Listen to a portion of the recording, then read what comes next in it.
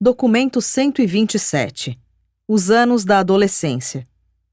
À medida que entrava nos anos da adolescência, Jesus viu-se como o dirigente único de uma grande família e como o seu único suporte. Uns poucos anos depois da morte do seu pai, todas as propriedades deles tinham sido perdidas. Com o passar do tempo, mais consciente ele ficava da sua preexistência e ao mesmo tempo passou a compreender mais plenamente que estava presente na terra e na carne com o propósito expresso de revelar ao seu Pai do paraíso aos filhos dos homens. Nenhum adolescente que haja vivido ou que irá jamais viver neste ou em qualquer outro mundo teve ou terá problemas mais graves a resolver ou dificuldades mais intrincadas para desembaraçar. Nenhum jovem de Urântia jamais será convocado a passar por conflitos mais angustiantes e por provas mais duras do que Jesus, nestes árduos anos entre os seus 15 e os 20 anos de idade. Tendo, pois, conhecido a experiência real de viver esses anos da adolescência em um mundo assediado pelo mal e atormentado pelo pecado, o Filho do Homem adquiriu todo o conhecimento sobre a experiência de vida dos jovens de todos os reinos de Nébadon, e assim, para sempre, ele tornou-se o refúgio de compreensão para os adolescentes angustiados e perplexos de todas as idades e em todos os mundos do universo local. Lentamente, mas com segurança e por meio de uma experiência real, esse Filho Divino está conquistando o direito de tornar-se o soberano do seu universo, o dirigente supremo e inquestionável de todas as inteligências criadas em todos os mundos do universo local e um refúgio de compreensão para todos os seres de todas as idades e graus de dons pessoais e de experiência. 1. O 16º ano. 10 depois de Cristo. O Filho encarnado passou pela meninice e experimentou uma infância sem nada de extraordinário. Então, emergindo daquele período de transição cheio de provações entre a infância e a juventude, tornou-se o Jesus adolescente. Nesse ano, alcançou a sua estatura física definitiva. Era um jovem formoso e viril, tornou-se cada vez mais sóbrio e circunspecto, mas era compassivo e amável. Os seus olhos eram doces, mas inquisidores. O seu sorriso era sempre simpático e calmo. A sua voz era musical, mas autoritária. A sua saudação cordial, sem afetação. Sempre, mesmo no mais comum dos contatos, parecia evidenciar-se uma natureza dupla, a humana e a divina. E sempre demonstrava a combinação da compaixão do amigo e a autoridade do mestre. E esses traços de personalidade cedo se tornaram manifestos, mesmo nos anos adolescentes. Esse jovem forte e robusto fisicamente também teve o crescimento pleno do seu intelecto humano. Não a experiência total do pensamento humano, mas a plenitude da capacidade para o desenvolvimento intelectual. Ele possuía um corpo saudável e bem proporcional, uma mente penetrante e analítica, uma disposição simpática e gentil, um temperamento flutuante de um certo modo, mas ativo, e tudo isso estava tornando-se organizado em uma personalidade forte, tocante e atraente. Com o tempo, tornou-se mais difícil para sua mãe e para seus irmãos compreendê-lo. Eles tropeçavam no que ele dizia e interpretavam mal o que fazia. Não estavam preparados para compreender a vida do irmão mais velho, porque a sua mãe havia dado-lhes a entender que Jesus estivesse destinado a tornar-se o libertador do povo judeu.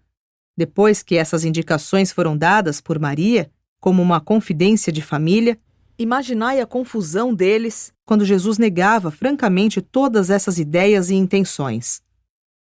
Nesse ano, Simão entrou para a escola e foram obrigados a vender outra casa. Tiago agora encarregava-se de ensinar as suas 3 irmãs, 2 das quais tinham já idade suficiente para começar a estudar seriamente. Tão logo Ruth cresceu, foi confiada às mãos de Miriam e de Marta. Comumente, as meninas das famílias judias recebiam pouca educação, mas Jesus era da opinião, com o que a sua mãe concordava, de que as meninas deviam ir à escola como os garotos, e já que a escola da sinagoga não as receberia, nada havia a fazer senão dar aulas especiais em casa para elas. Durante esse ano, Jesus ficou confinado à sua bancada de trabalho. Felizmente, tinha bastante trabalho. O que fazia era de uma qualidade tão superior que nunca ficava sem ter o que fazer. Não importa quão escasso ficasse o trabalho naquela região. Por vezes, tinha tanta coisa para fazer que Tiago lhe ajudava. Lá pelo fim desse ano, ele já havia decidido que, depois de criar todos e de vê-los casados, iniciaria publicamente o seu trabalho de mestre da verdade como um revelador do Pai Celeste ao mundo. Sabia que não iria tornar-se o esperado Messias judeu, e concluiu que era quase inútil discutir essa questão com sua mãe. E decidiu permitir-lhe alimentar as ideias que quisesse, pois tudo o que ele havia dito no passado pouco ou nenhum efeito tivera sobre ela, além do que se lembrava de que seu pai nunca tinha sido capaz de dizer nada que mudasse a opinião dela. Desse ano em diante, ele passou a falar cada vez menos com a sua mãe e com todos os outros sobre os seus problemas. A missão era tão singular que a nenhum ser vivo na Terra era possível dar-lhe conselhos sobre como cumpri-la. Ainda que muito jovem, era um pai real para a família, passava cada hora possível com os mais jovens e, de fato, eles o amavam. Sua mãe afligia-se de vê-lo trabalhando tão duramente, lamentava que ficasse dia após dia labutando na bancada de carpinteiro, ganhando a vida para a família, em vez de estar, como tão carinhosamente haviam planejado, em Jerusalém estudando com os rabinos. Mesmo havendo tanta coisa no seu filho que Maria não conseguia entender, ela o amava e apreciava profundamente a boa vontade com a qual ele assumia a responsabilidade da casa. 2. O 17º ano, 11 depois de Cristo. Nessa época houve uma considerável agitação, especialmente em Jerusalém e na Judéia, uma rebelião contra o pagamento de impostos a Roma. Estava surgindo um forte partido nacionalista que logo seria chamado de Zelote. Os zelotes, contrariamente aos fariseus, não estavam dispostos a esperar pela vinda do Messias. Eles propunham precipitar as resoluções por meio da revolta política. Um grupo de organizadores de Jerusalém chegou na Galiléia e estava obtendo êxito quando se apresentou em Nazaré. Vieram para ver Jesus e ele os escutou com atenção e fez muitas perguntas, mas se recusou a aderir ao partido. Não quis revelar as razões que tinha para não aderir e a sua recusa teve o efeito de manter à parte também muitos dos seus companheiros jovens de Nazaré. Maria tudo fez para induzi-lo a aderir, mas não conseguiu levá-lo a ceder em nada. Ela chegou mesmo a insinuar que a recusa, em ceder ao pedido dela de abraçar a causa nacionalista, fosse insubordinação dele, uma violação da sua promessa feita ao voltarem de Jerusalém, de que ele seria obediente aos seus pais. Contudo, em resposta a essa insinuação, ele apenas colocou gentilmente a mão no ombro dela e, olhando em seu rosto, disse: "Minha mãe, como pudeste?" E Maria retratou-se. Um dos tios de Jesus, Simão, irmão de Maria, havia já aderido a esse grupo, tornando-se depois oficial na divisão da Galiléia. E durante vários anos houve algo como um estranhamento entre Jesus e o seu tio. No entanto, outras encrencas mais começaram a acontecer em Nazaré.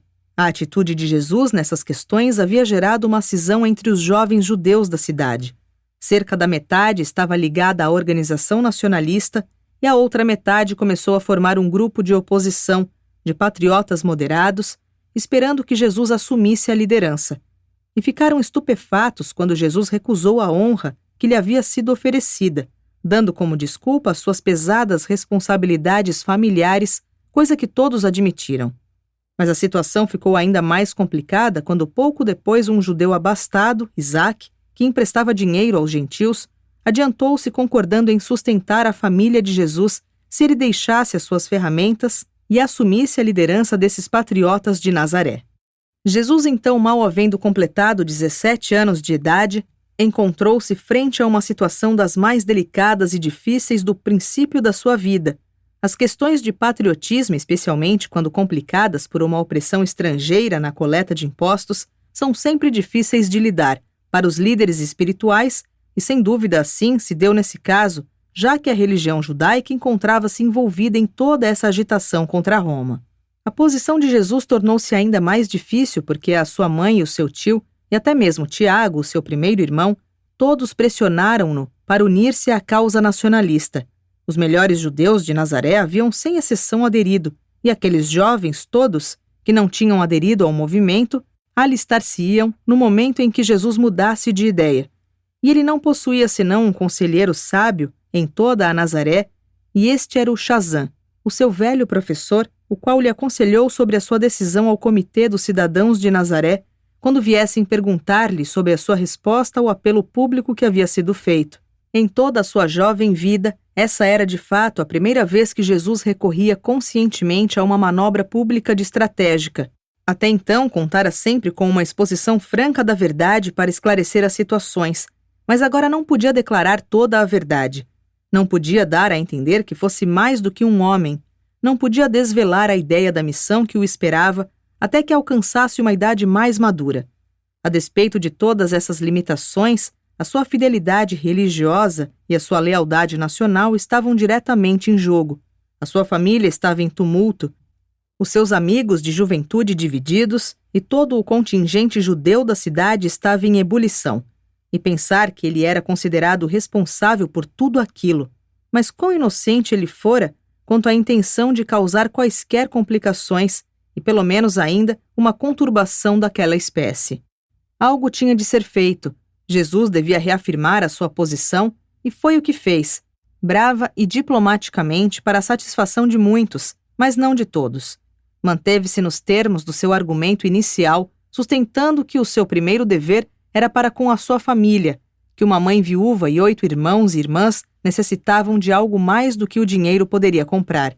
As necessidades físicas da vida, que eles tinham direito aos cuidados e à orientação de um pai e que ele não podia, em sã consciência, eximir-se da obrigação colocada em seus ombros por um acidente cruel.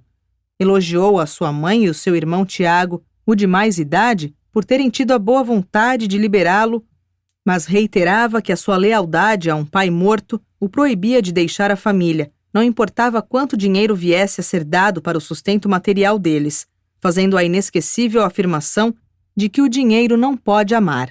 No decorrer da sua fala, Jesus fez várias referências veladas à sua missão de vida, explicando que esta, independentemente de ser compatível ou não com ideias de militarismo, como tudo o mais na sua vida, havia sido deixado de lado para que ele pudesse ser capaz de desincumbir-se fielmente do seu compromisso com a família.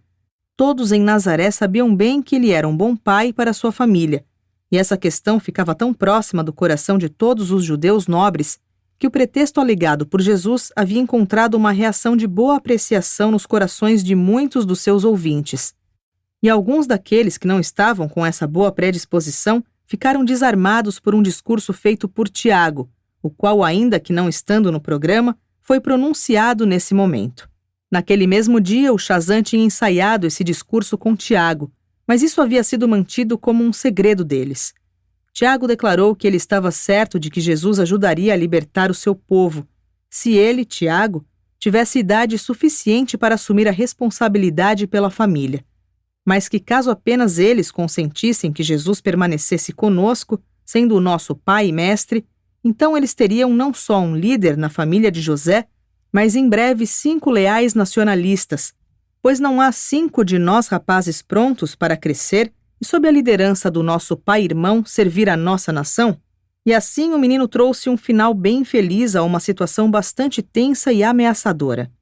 A crise chegara ao fim, pelo momento, mas esse incidente nunca foi esquecido em Nazaré. A agitação perdurou. Não mais Jesus estava nas graças de um favorecimento universal. A divisão dos sentimentos nunca foi totalmente superada, e agravada por outras ocorrências subsequentes, foi essa uma das razões principais pelas quais ele mudou-se para Cafarnaum, anos depois. Daí em diante, Nazaré manteve os seus sentimentos divididos em relação ao Filho do Homem. Tiago diplomou-se na escola nesse ano e começou a trabalhar em período integral na oficina de carpintaria em casa. Tornara-se um trabalhador inteligente com as ferramentas e agora estava encarregado de fazer os balancins e as juntas de arados enquanto Jesus passou a ocupar-se mais com os serviços de acabamento interior e os trabalhos mais delicados de marcenaria. Nesse ano, Jesus fez um grande progresso na organização da sua mente. Gradualmente vinha ele conseguindo harmonizar as suas naturezas divina e humana e conseguiu toda essa organização do seu intelecto por força das suas próprias decisões e apenas com a ajuda do seu monitor residente, exatamente o mesmo monitor que todos os mortais normais, em todos os mundos de pós-outorga, têm dentro das suas mentes. Até então, nada de supranatural havia acontecido na carreira desse jovem, excetuando-se a visita de um mensageiro que certa vez aparecera para ele durante a noite em Jerusalém, despachado por Emanuel, o seu irmão mais velho. 3. O 18º ano, 12 depois de Cristo.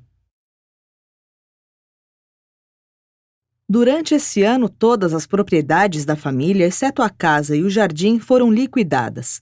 A última peça de propriedade em Cafarnaum, exceto parte de uma outra, a qual já estava hipotecada, foi vendida.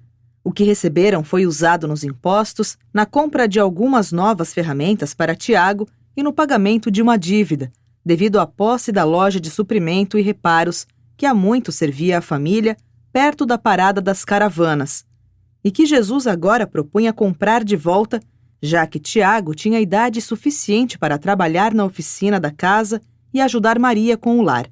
Com a pressão financeira assim aliviada momentaneamente, Jesus decidiu levar Tiago à Páscoa, e saíram para Jerusalém com um dia de folga para ficarem a sós, passando por Samaria. Foram caminhando e Jesus contou a Tiago sobre os locais históricos do percurso, do modo como o seu pai havia ensinado a ele durante uma viagem semelhante 5 anos antes. Ao passarem por Samaria, viram muitos espetáculos estranhos. Nessa viagem puderam falar de muitos dos problemas pessoais, familiares e nacionais. Tiago era o tipo de jovem bem religioso, e embora não concordasse plenamente com a sua mãe a respeito do pouco que sabia sobre os planos para o trabalho da vida de Jesus, esperava ansiosamente que chegasse o momento em que fosse capaz de assumir a responsabilidade pela família para que Jesus pudesse começar a sua missão. Apreciava muito que Jesus o estivesse levando à Páscoa, e mais abertamente do que nunca conversaram sobre o futuro. Jesus pensou muito enquanto atravessavam Samaria, particularmente em Betel, e enquanto bebiam do poço de Jacó. Ele e o seu irmão conversaram sobre as tradições de Abrão, Isaque e Jacó. Jesus empenhou-se muito para preparar Tiago para aquilo que este devia testemunhar em seguida em Jerusalém, procurando assim minimizar o impacto que ele próprio experimentara na sua primeira visita ao templo. Mas Tiago não era tão sensível a algumas dessas cenas. Comentou sobre o modo rotineiro e duro com o qual alguns dos sacerdotes executavam os seus deveres, mas no todo Tiago gostou muito da sua permanência em Jerusalém. Jesus levou Tiago a Betânia para a ceia pascal. Simão tinha falecido e descansava ao lado dos seus pais, e Jesus ocupou o lugar do chefe da família na cerimônia pascal, havendo trazido o cordeiro pascal do templo. Depois da ceia de Páscoa, Maria assentou-se para conversar com Tiago, enquanto Marta, Lázaro e Jesus conversaram até bem tarde da noite. No dia seguinte, foram aos serviços no templo, e Tiago foi recepcionado na comunidade de Israel. Naquela manhã, quando pararam no cume do Monte das Oliveiras para ver o templo enquanto Tiago expressava sua admiração, Jesus contemplou Jerusalém em silêncio. Tiago não pôde compreender o comportamento do irmão. Naquela noite, novamente, eles retornaram a Betânia e teriam partido para casa no dia seguinte, mas Tiago insistiu em irem visitar de novo o templo, dizendo que queria escutar os mestres. E se bem que isso fosse verdade, secretamente no fundo do seu coração, o que ele queria mesmo era ver Jesus participar das discussões, como ele tinha ouvido a sua mãe contar. Assim foram ao templo e ouviram as discussões, mas Jesus não fez nenhuma pergunta. Tudo aquilo pareceu pueril e insignificante por demais para aquela mente de homem e de Deus que despertava. Ele conseguia apenas sentir piedade deles. Tiago estava decepcionado porque Jesus nada dissera. E às perguntas do irmão, Jesus apenas respondeu: "Minha hora ainda não chegou." No dia seguinte, viajaram para casa pelo caminho de Jericó e pelo Vale do Jordão. E Jesus contou muitas coisas no caminho, inclusive falou sobre a sua viagem anterior pela mesma estrada quando tinha 13 anos de idade. Ao retornar a Nazaré, Jesus começou a trabalhar na velha loja de reparos da família e achava-se muito contente por estar sendo capaz de se encontrar com tanta gente de todos os cantos do país e dos distritos vizinhos, que vinha todos os dias. Jesus amava o povo verdadeiramente, toda a gente comum. E todos os meses ele fazia o pagamento da loja e, com a ajuda de Tiago, continuava a manter a família. Várias vezes por ano, sempre que não havia visitantes para desempenhar essa função, Jesus continuava a ler as Escrituras aos sábados na sinagoga e muitas vezes oferecia comentários sobre a leitura, mas usualmente selecionava as passagens para as quais os comentários seriam desnecessários. Ele era hábil e arranjava a ordem de leitura das várias passagens de modo que uma iluminaria a outra.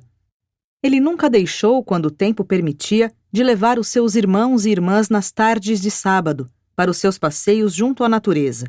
Nessa época, o Shazam inaugurou um clube de jovens para uma discussão filosófica que se reunia em casas de diferentes membros e muitas vezes na sua própria casa, e Jesus tornou-se um membro proeminente desse grupo.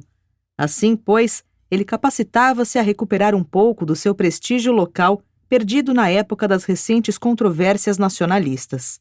A sua vida social, ainda que restrita, não estava de todo negligenciada.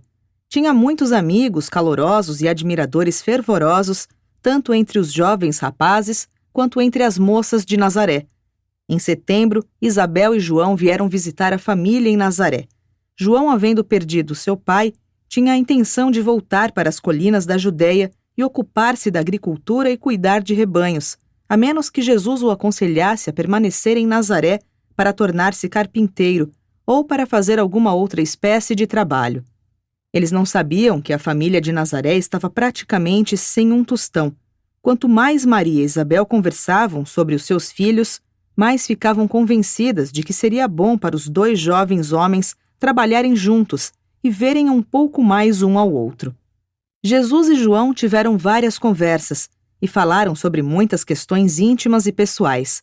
Quando terminaram esse encontro, decidiram não mais se ver, até que se encontrassem no ministério público depois que o Pai Celeste chamasse a ambos para o serviço. João ficara fortemente impressionado por tudo que vira em Nazaré, e assim devia retornar à casa e trabalhar para sustentar a sua mãe. Estava convencido de que seria uma parte da missão da vida de Jesus, mas percebeu que Jesus devia ocupar-se por muitos anos ainda com a criação da sua família, e assim, pois, ele ficava mais contente ainda por retornar à sua casa e estabelecer-se cuidando da pequena fazenda deles e atendendo às necessidades da sua mãe. E nunca mais João e Jesus se viram, até o dia em que o Filho do Homem apresentou-se para o batismo no Jordão. No dia 3 de dezembro desse ano, um sábado à tarde, pela segunda vez, a morte atingiu essa família de Nazaré. O pequeno Amós, o irmão ainda bebê, morreu depois de ficar doente por uma semana com uma febre alta. Depois de passar o tempo da tristeza mantendo seu primogênito como único apoio, Maria, afinal, no sentido mais pleno, reconheceu Jesus como sendo realmente o chefe da família, e ele estivera realmente sendo digno de sê-lo. Por 4 anos, o padrão de vida deles declinou de fato. Ano após ano, sentiram o aperto crescente da pobreza. No final desse ano, enfrentaram uma das mais difíceis experiências de todas as suas árduas lutas. Tiago não havia ainda começado a ganhar bem, e as despesas de um funeral, somadas a todo o restante, vinha consterná-los ainda mais. Jesus, todavia, diria apenas à sua mãe, ansiosa e triste: Mãe Maria, a tristeza não vai nos ajudar. Estamos todos dando o melhor de nós, e o sorriso da mãe bem que poderia nos inspirar a fazermos ainda melhor. Dia a dia somos fortalecidos para essas tarefas pela nossa esperança de dias melhores que virão. O seu otimismo sólido e prático era verdadeiramente contagiante. Todas as crianças viviam em uma atmosfera de antecipação de tempos melhores e de coisas melhores. E a coragem esperançosa de Jesus contribuiu poderosamente para desenvolver neles um caráter forte e nobre, a despeito da pobreza deprimente que atravessavam. Jesus possuía a capacidade de mobilizar efetivamente todos os seus poderes de mente, alma e corpo para a tarefa imediatamente à mão. Era capaz de concentrar a sua mente em profundos pensamentos no problema que queria resolver, e isso, junto com a sua paciência inexaurível, fazia-o capaz de resistir serenamente às provações de uma existência mortal difícil de viver, como se estivesse vendo aquele que é invisível. 4. O 19º ano. 13 depois de Cristo. Nessa época, Jesus e Maria estavam entendendo-se muito melhor. Ela considerava-o menos como um filho, Ele havia transformado-se mais em um pai para os filhos dela. A vida de cada dia estava repleta de dificuldades práticas e imediatas, e falavam menos frequentemente da obra da vida dele com o passar do tempo, e o pensamento de cada um deles estava devotado de ambas as partes ao sustento e à criação da família de 4 garotos e 3 meninas. No começo desse ano, Jesus havia conquistado totalmente a aceitação da sua mãe para os seus métodos na educação das crianças, o estímulo positivo para que fizessem o bem, em lugar do velho método judeu de proibir de fazer o mal. Na sua casa e em toda a sua carreira de ensinamento público, Jesus invariavelmente empregou a forma positiva de exortação.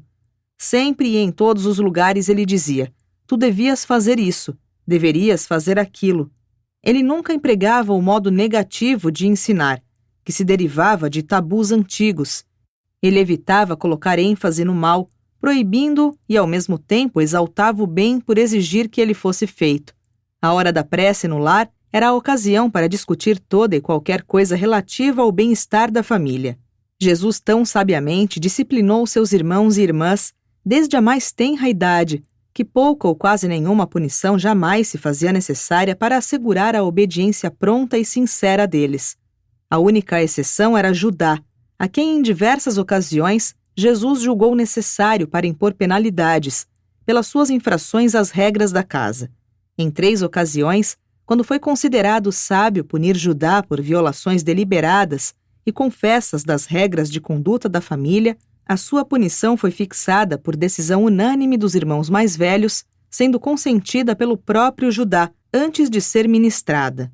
Ao mesmo tempo em que Jesus era muito metódico e sistemático, em tudo o que fazia, havia também em todas as suas decisões administrativas uma elasticidade saudável e benevolente de interpretação e uma individualidade de adaptação que impressionavam muito a todas as crianças, pelo espírito de justiça com que atuava o seu pai e irmão. Ele nunca disciplinava os seus irmãos e irmãs arbitrariamente, e essa equanimidade uniforme e essa consideração pessoal faziam com que Jesus fosse muito querido em toda a sua família. Tiago e Simão cresceram tentando seguir o plano de Jesus de aplacar os seus companheiros belicosos e algumas vezes irados pela persuasão e pela não resistência, no que haviam tido bastante êxito.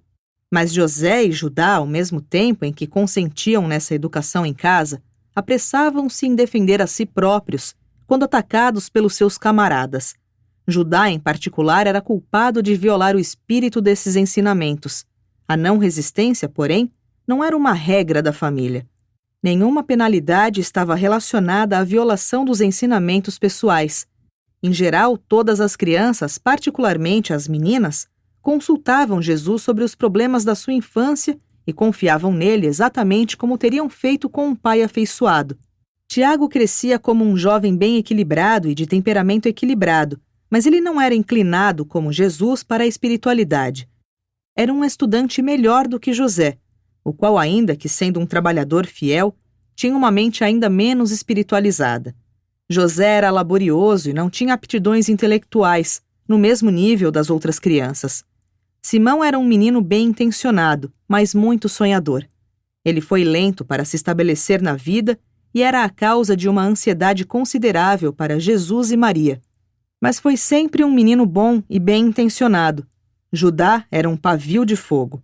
Possuía o mais alto dos ideais, mas tinha um temperamento pouco estável. Apresentava toda a determinação e o dinamismo da sua mãe, e mais ainda, mas faltava-lhe o senso da proporção e a discrição dela.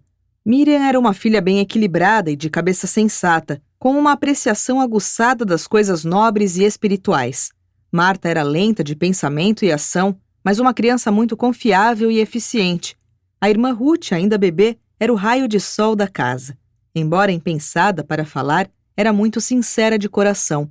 Ela simplesmente adorava o seu irmão maior e pai, mas eles não a estragaram com mimos. Ela era uma criança linda, mas não tão formosa quanto Miriam, que era a beleza da família, se não da cidade. Com o passar do tempo, Jesus fez bastante para liberalizar e modificar a educação e as práticas da família, no que dizia respeito à observação do sábado e em muitos outros aspectos da religião, E para todas essas mudanças, Maria deu o seu consentimento sincero. Jesus tinha se transformado nessa época no chefe inquestionável da casa. Nesse ano, Judá começou a ir à escola e foi necessário que Jesus vendesse a sua harpa, com o intuito de fazer frente a essas despesas. E assim desapareceu o último dos seus prazeres de recreação. Ele gostava muito de tocar harpa quando estava com a mente cansada e o corpo exaurido, mas consolou-se com o pensamento de que ao menos a harpa estaria a salvo de ser apreendida pelo coletor de impostos. 5. Rebeca, a filha de Esdras. Embora Jesus fosse pobre, o seu nível social em Nazaré não era de forma nenhuma prejudicado. Era um dos jovens mais destacados da cidade e altamente considerado pela maioria das moças, posto que Jesus fosse um espécime tão esplêndido de robustez física e de desenvolvimento intelectual masculino, e considerando a sua reputação de líder espiritual, não era de se estranhar que Rebeca, a filha mais velha de Esdras, o abastado mercador e comerciante de Nazaré, descobrisse que aos poucos estava apaixonando-se por esse filho de José. Inicialmente, ela confessou seu afeto a Miriam, irmã de Jesus, e Miriam, por sua vez, falou sobre isso à sua mãe. Maria ficou bastante transtornada.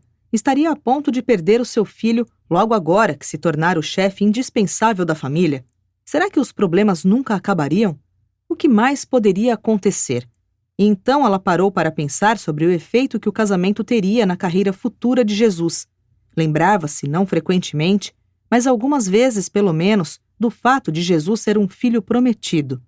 Depois que Miriam e ela conversaram sobre tal questão, decidiram fazer um esforço para acabar com aquilo, antes que Jesus soubesse, e foram diretamente a Rebeca, colocando toda a história diante dela, dizendo honestamente sobre a crença que tinham de que Jesus era um filho do destino, de que ele deveria tornar-se um grande líder religioso, talvez o Messias.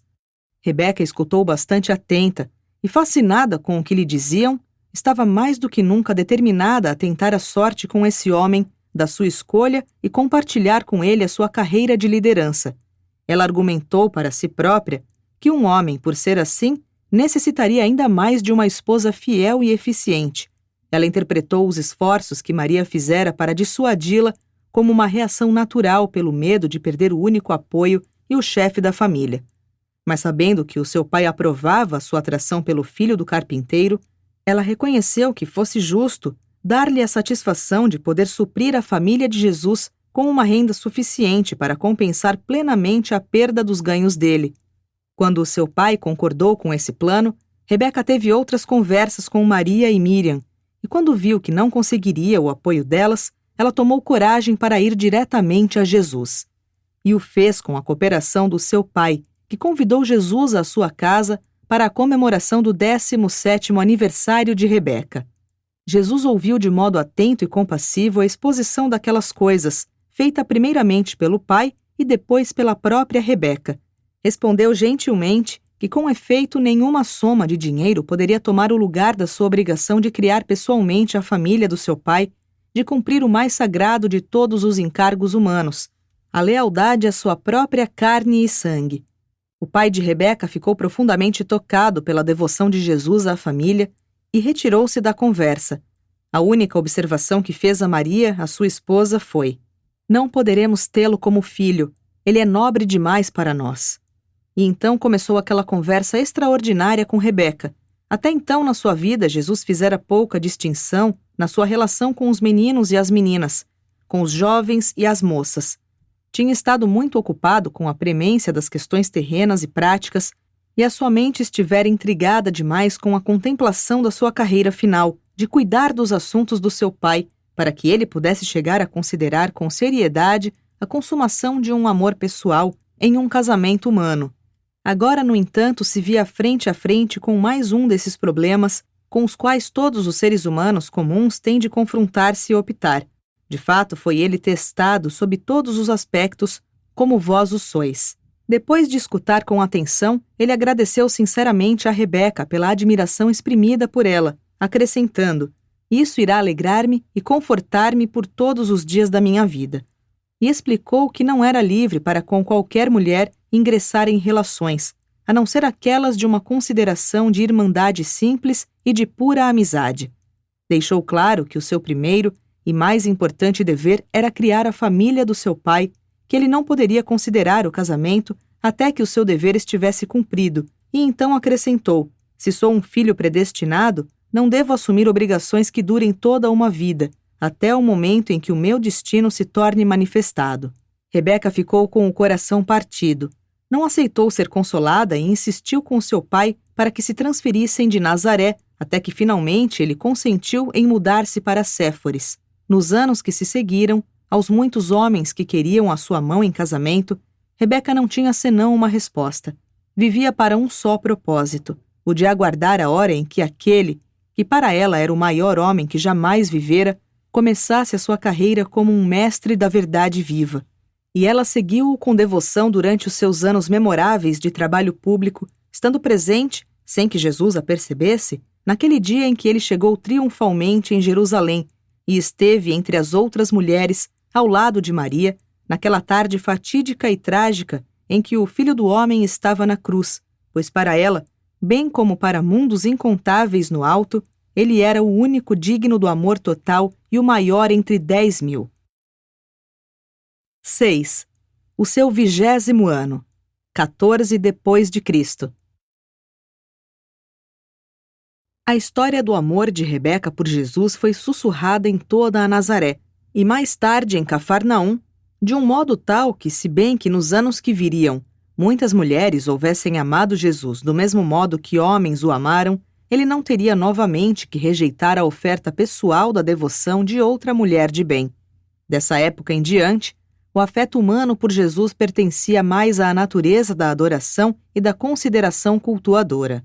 Tanto homens quanto mulheres o amavam com devoção e pelo que ele era, não com quaisquer intenções de satisfação própria, nem com desejo de posse por afeto. Mas durante muitos anos, sempre que a história da personalidade humana de Jesus era contada, a devoção de Rebeca seria relatada. Miriam, sabendo plenamente sobre o caso de Rebeca e sabendo que o seu irmão havia renunciado, mesmo ao amor de uma bela moça, ainda que sem imaginar o que seria a sua carreira futura como predestinado, veio a idealizar Jesus e a amá-lo com a afeição tocante e profunda que se dedica a um pai, bem como a um irmão. Ainda que não tivesse condições para tal, Jesus teve um estranho desejo de ir a Jerusalém para a Páscoa. A sua mãe, sabendo que sua recente experiência com Rebeca sabiamente o encorajou a fazer tal viagem.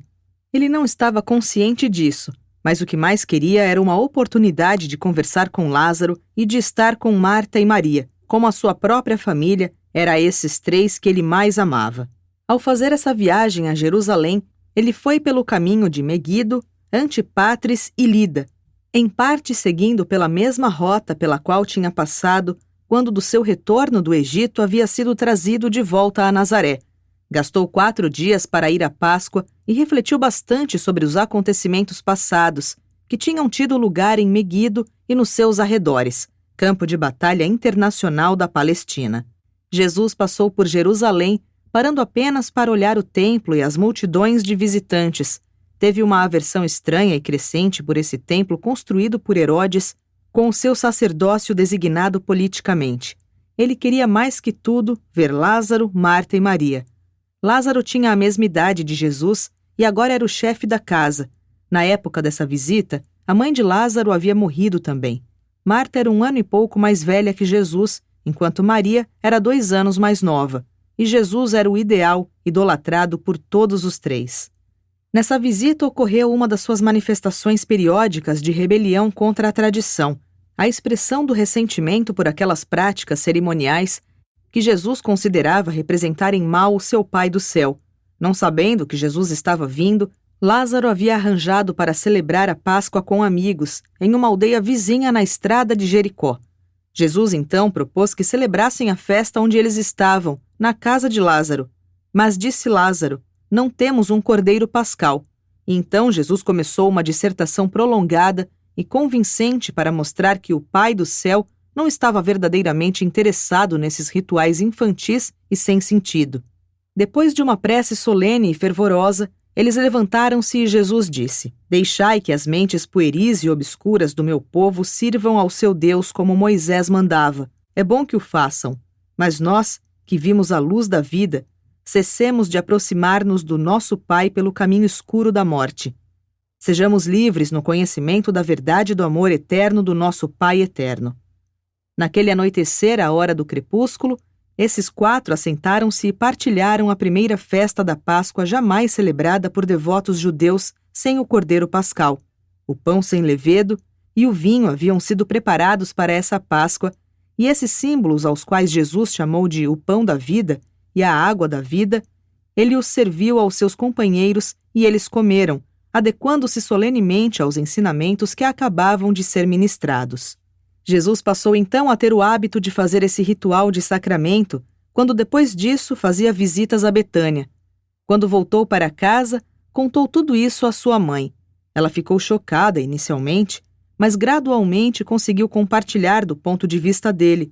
Entretanto, ficou muito aliviada quando Jesus assegurou-lhe que não tinha a intenção de introduzir essa nova ideia da Páscoa na própria família. Em casa, com as crianças, ele continuou ano após ano a comer durante a Páscoa, segundo a lei de Moisés. Foi durante esse ano que Maria teve uma longa conversa com Jesus sobre o casamento. Ela perguntou-lhe francamente se ele se casaria, caso ficasse livre das suas responsabilidades para com a família. Jesus explicou a ela que, posto que o dever imediato proibia o seu casamento, ele não havia pensado muito nisso. E expressava-se como se duvidasse de que jamais fosse chegar ao ponto de contrair matrimônio, e disse que se essas coisas deviam esperar a minha hora, o momento em que o trabalho do meu pai deve ser iniciado. Tendo já estabelecido na sua mente que não seria pai de crianças na carne, pouquíssimo havia pensado sobre a questão do casamento humano. Nesse ano, Jesus retomou a tarefa de fundir mais ainda as suas naturezas mortal e divina em uma individualidade humana, única e efetiva, e continuou a crescer em estatura moral e em compreensão espiritual. Embora todas as propriedades de Nazaré, exceto a casa deles, houvessem já sido liquidadas, nesse ano receberam uma pequena ajuda financeira da venda de uma pequena participação em uma propriedade em Cafarnaum. Essa era a última de todas as propriedades imobiliárias de José. Esse negócio imobiliário em Cafarnaum foi feito com um construtor de barcos de nome Zebedeu. José graduou-se na escola da sinagoga nesse ano e preparou-se para começar a trabalhar na pequena bancada na oficina de carpinteiro da casa. Apesar de as propriedades do pai deles haverem acabado, surgia a perspectiva de poderem lutar com êxito contra a pobreza, já que 3 dos filhos agora trabalhavam regularmente. Rapidamente, Jesus está tornando-se um homem feito, não apenas um jovem, mas um adulto. Aprende a suportar a responsabilidade e já sabe como perseverar na presença de decepções. Comporta-se bravamente quando os seus planos são contrariados e os propósitos temporariamente derrotados. Aprende como ser equânime e justo, mesmo diante da injustiça. Está aprendendo como ajustar os seus ideais da vida espiritual às demandas práticas da existência terrena. Aprende como planejar a realização de uma meta mais elevada e distante, de idealismo, enquanto labuta honestamente para a realização de um fim de alcance mais imediato por necessidade. Com desenvoltura, avança na arte de ajustar as suas aspirações às demandas banais da condição humana. Já conquistara praticamente a mestria da técnica de utilizar a energia do impulso espiritual para fazer girar o mecanismo da realização material. Está aprendendo, devagar, como viver a vida celeste enquanto continua na sua existência terrena. Mais e mais, Jesus acolhe o direcionamento último do seu Pai Celeste enquanto assume o papel paterno de guiar e direcionar as crianças da sua família terrena. Está tornando-se experiente em arrancar a vitória do âmago da própria mandíbula da derrota. E está aprendendo como transformar as dificuldades do tempo nos triunfos da eternidade. E assim, com o passar dos anos, este jovem de Nazaré continua experienciando a vida como é vivida na carne mortal, nos mundos do tempo e do espaço. Vive uma vida plena, representativa e repleta em Urântia. E deixou este mundo já amadurecido e tendo a experiência pela qual as suas criaturas passam durante os curtos, mas árduos anos da primeira vida das mesmas, a vida na carne. E toda esta experiência humana é uma posse eterna do soberano do universo.